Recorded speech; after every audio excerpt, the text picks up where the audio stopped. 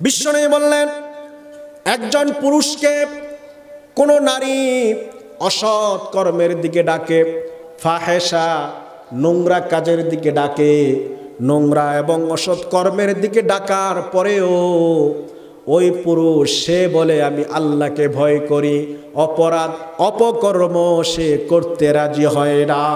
সুবহানাল্লাহ। আমার ভাইয়েরা, এই কাজ একটা পুরুষের জন্য, একটা ছেলের জন্য, একটা যুবকের জন্য অত্যন্ত বড় কঠিন কাজ, যে মেয়ের পক্ষ থেকে, মহিলার পক্ষ থেকে তাকে ডাকা হচ্ছে।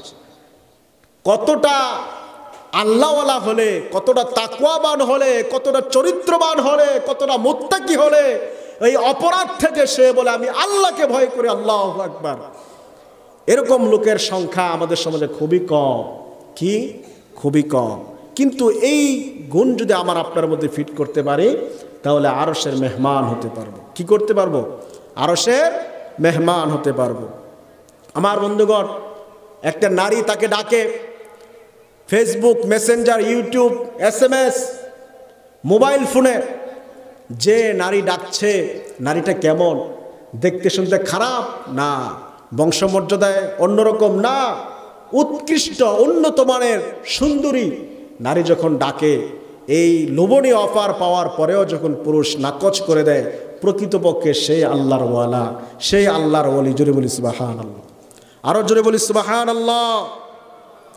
আমার ভাইয়েরা, নারীর পক্ষ থেকে সব রকমের ব্যবস্থা করা হয়, কোনো বাধা নাই, কোনো ভয় নাই, কোনো বিপদ নাই, কেউ শুনবে না, কেউ জানবে না, কেউ দেখবে না, তারপরেও নারী তাকে পেতে চায়।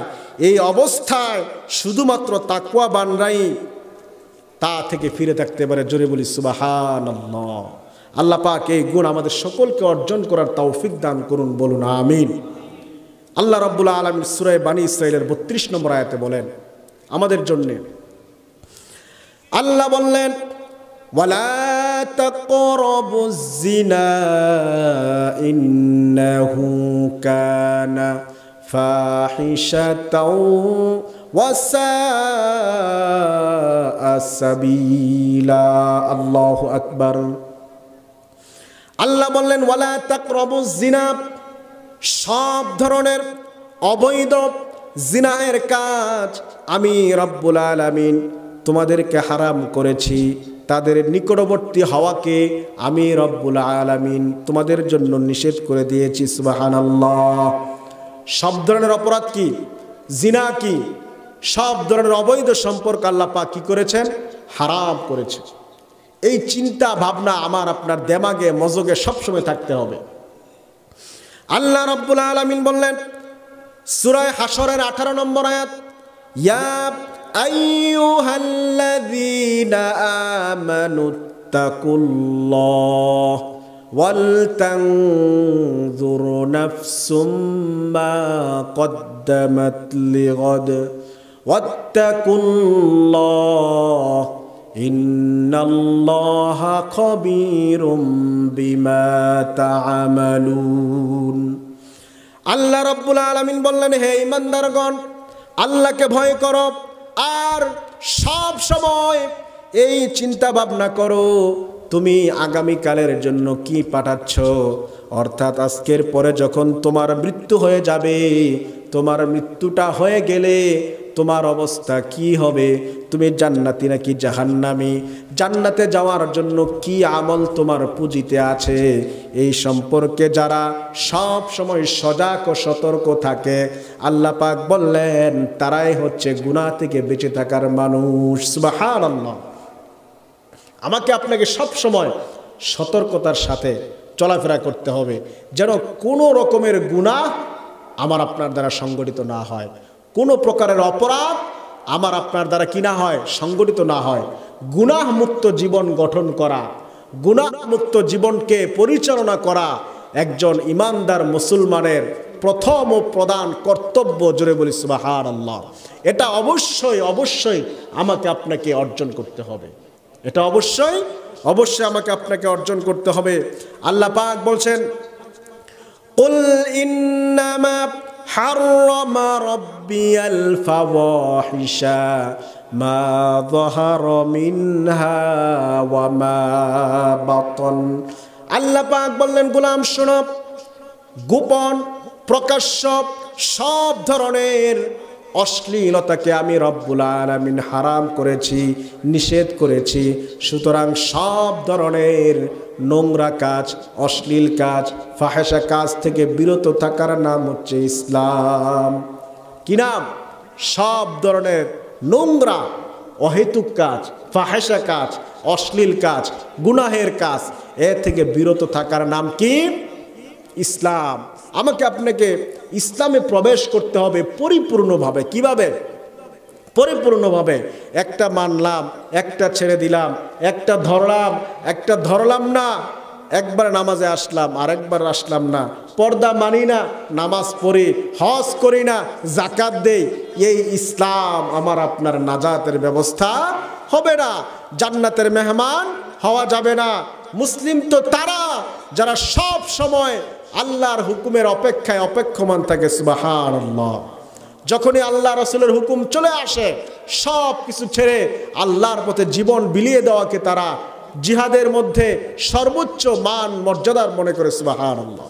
সুতরাং আমার বন্ধুগণ, এই রকম অশ্লীল কাজ থেকে বিরত থাকে যারা, তারাই হচ্ছে মুসলমান, তারাই হচ্ছে কিয়ামতের ময়দানে আরশের মেহমান হবে, আরশের ছায়ার নিচে স্থান পাবে, আরশে মহল্লার সম্মানিত লোকদের মধ্যে অন্তর্ভুক্ত হবে। সুবহানাল্লাহ। এমন কথা আমরা সূরা ইউসুফের মধ্যে পাই। কিসের মধ্যে পাই? সূরা ইউসুফের মধ্যে পাচ্ছি। ইউসুফ এবং হযরত ইউসুফ আলাইহিস সালাতু ওয়াস সালাম এবং জুলাইখার ঘটনা আমরা জানি কি জানি না। যখন জুলাইখা সব রকমের প্রস্তুতি নিয়ে সাইয়েদনা ইউসুফ আলাইহিস সালাতু ওয়াস সালামকে ডাকলেন, হযরত ইউসুফ আলাইহিস সালাতু ওয়াস সালাম অপরাধ থেকে বাঁচার জন্যে, অশ্লীলতা থেকে বাঁচার জন্যে আল্লাহর নাম নিয়ে দৌড় দেওয়ার সাথে সাথে আল্লাহ পাক তার জন্য রাস্তা খুলে দিয়েছেন। কি বন্ধ করে দিয়েছেন? রাস্তা খুলে দিয়েছেন। সুতরাং আমি আপনি যদি অজুহাত দেই, কোনো উপায় ছিল না, কোনো বাঁচার কোনো সিস্টেম ছিল না, অপরাধ করে ফেলেছি, তাহলে এটা হবে না। হযরতে মারইয়াম আলাইহিস সালাতু ওয়াস সালাম, তার কাছে যখন ফেরেশতা আসলো, তিনি গোসল করতে গেলেন, তখন ফেরেশতা বলল, আমি আল্লাহর পক্ষ থেকে প্রেরিত দূত, আল্লাহ তোমার কাছে আমাকে পাঠিয়েছেন। কেন? আল্লাহর হুকুমে তোমার গর্ভে সন্তান আসবে। সাথে সাথে তিনি বললেন, ক্বালা ইন্নামা আনা রাসূলু রাব্বিক লিআহাবা লাকি গুলামান যাকিয়া। হযরত মারইয়াম আলাইহিস সালাম বলেন, ক্বালাত আন্না ইয়াকুনু লি গুলামু ওয়া লাম ইয়ামসাসনি বাশারু ওয়া লাম আকু বাগিয়া। আমাকে কোনো পুরুষ স্পর্শ করে নাই, আমি দুশ্চরিত্রের মেয়ে না, এটা সম্ভব কিভাবে? তিনি বলেন, আল্লাহর হুকুম। কার হুকুম? আল্লাহর হুকুম। সুতরাং বাঁচার পথ আছে কি নাই? বাঁচার পথ আছে কি নাই? বাঁচার জন্য আমাকে আপনাকে চেষ্টা করা যাবে কি যাবে না? আল্লাহ রাব্বুল আলামিনের আরশের যদি মেহমান হতে চাই, আরশে আজিমের ছায়ার নিচে যদি আমি আপনি যেতে চাই, তাহলে এই গুণটা আমাকে আপনাকে অবশ্যই অর্জন করতে হবে। কি করতে হবে? অবশ্যই অর্জন করতে হবে। আমার বন্ধুগণ, শেষের দিকে চলে আসছি। আল্লাহ সুবহানাহু ওয়া তাআলা এই যে বিধিনিষেধগুলো আমাকে আপনাকে বর্ণনা করেছেন, এই বিধিনিষেধগুলো মেনে আমি আপনি যদি চলতে পারি, তাহলে কিয়ামতের ময়দানে কঠিন সময়ে, মুসিবতের সময়ে আল্লাহ সুবহানাহু ওয়া তাআলা আমার আপনার জন্যে আরশের ছায়া উন্মুক্ত করে দিবেন। জোরে বলতে হবে সুবহানাল্লাহ। আরশের মেহমান হওয়া তখন আর আমার আপনার জন্য কষ্টের হবে না। কি হবে না? কষ্টের হবে না। সুতরাং আল্লাহ সুবহানাহু ওয়া তাআলা এই পর্যন্ত যে 5টা গুণ বললাম, 5 শ্রেণীর লোকের কথা বললাম, এই 5 শ্রেণীর অন্তর্ভুক্ত হওয়ার তৌফিক দান করুন, বলুন আমিন। 6 নম্বরে আমরা আসি। কয় নম্বরে? 6 নম্বরে আমরা শেষ করে দিব। আমার বন্ধুগণ, বিশ্বনবী মুহাম্মদ সাল্লাল্লাহু আলাইহি ওয়াসাল্লাম বললেন, যারা আরশের ছায়ার মেহমান হবে, আরশে আজিমের ছায়ার মেহমান হবে, কিয়ামতের দিন কঠিন সময়ে, মুসিবতের সময়ে প্রখর রৌদ্র তার গায়ে লাগবে না, তার পায়ের নিচের জমিনটা তামার হবে না। লোকটা যেইভাবে দাঁড়িয়ে থাকবে, তার চেহারায় কোনো ভয় থাকবে না, আতঙ্কের কোনো ছিটে ফুটাও থাকবে না, কোনোভাবে কোনো রকম সে চিন্তিত পেরেশানও হবে না। জোরে বলি সুবহানাল্লাহ।